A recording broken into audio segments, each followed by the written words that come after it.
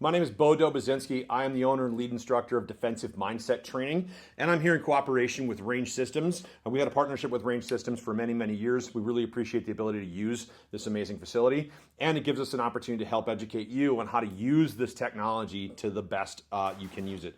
So when we're talking about using tack walls, and I use tack walls all the time with my students to get them off of that linear range training where they're not always the target straight in front, because it isn't always straight in front. It can be dynamic. Bad guys is likely to come over here as he is to come over here. So how do we use that and yet really prolong the life of the walls? Because I'm in here training clients anywhere from 6 to 7 days a week, and we're using sidewall technology all the time, and we're not constantly having to replace the panels. So here's how we do it.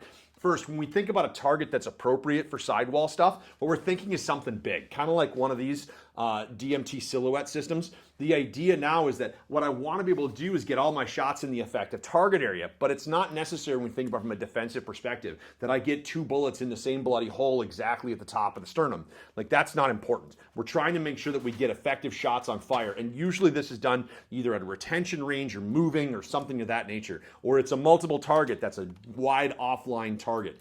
So targets like these are really, really useful. How do we put them up there? Stapler, very easy, just go in, staple it on the wall, no problem. Big thing though with staples is whenever you take down your targets, you wanna make sure that you go and you pop all them staples out as well. If you ever do anything that's really close, like a deep retention where you're like body to body with the wall, those staples can come flying out and sometimes they can hit skin and stuff like that, so we don't want any injuries to happen, so make sure that you pop your staples out when you're done with the target.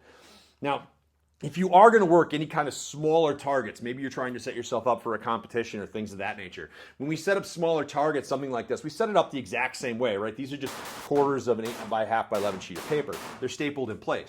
But one of the things that's not necessary is it doesn't have to go right in the middle like this.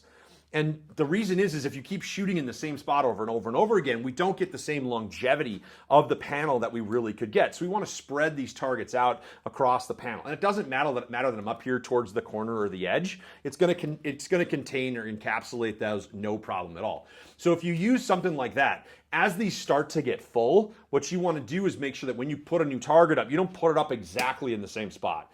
Move it over one or move it up or move it around a little bit. So that way you're spreading those rounds out across the entirety of the block. And again, not necessary to always go right in the middle, so don't think that you have to go there. You can go to any of these different spots. It's totally fine.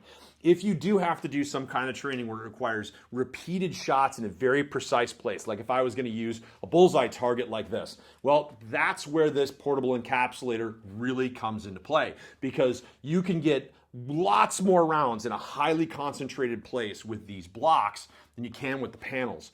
And more than that too, the blocks are easily replaced or moved or shuffled around on the encapsulator, right? So if I fill up this block, I can pull these out, put that block back in the bottom and reset it. And I don't have the same issue of really making sure that like the panel starts to come loose from the wall or something of that nature. So Dura panels and the stuff like that, this is designed for bigger use, for run and gun, for your tactical work, things of that nature, your defensive training, where you're looking at trying to engage humans, not engaging bullseyes. And if you're going to use bullseyes, you incorporate that portable encapsulator, and you really have a complete system that'll handle all of your clients' needs.